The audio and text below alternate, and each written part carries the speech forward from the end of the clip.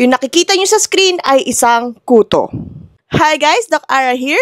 And yes, tama po yung narinig nyo, isa po itong kuto or yung tinatawag natin na chewing lice. And ang scientific name nito ay Trichodectes canis. Iba pa po to sa usual na kuto na nakikita sa tao Ito ay specifically nahanap sa isang aso. Ano nga ba ang chewing lice? Chewing lice is a small, wingless na flat body parasite na kumakain ng skin and hair coat ng ating mga aso. So, hindi sila nasipsip ng dugo.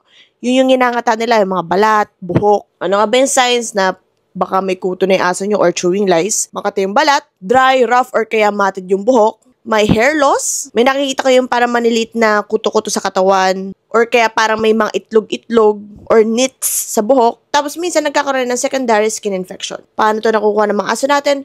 Siyempre, direct contact sa mga infected dogs. Or pwede rin sa indirect contact, having contact with contaminated items. Mga brush, contaminated collars. So, paano to maiiwasan? We need to update our dogs' tick and flea preventives. And one thing you could do as a fur parent ay yung environmental control.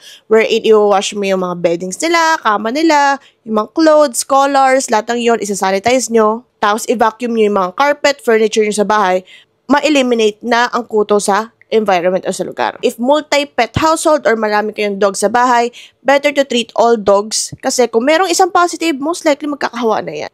If sa tingin nyo may ganito yung aso nyo, don't forget guys to consult a veterinarian.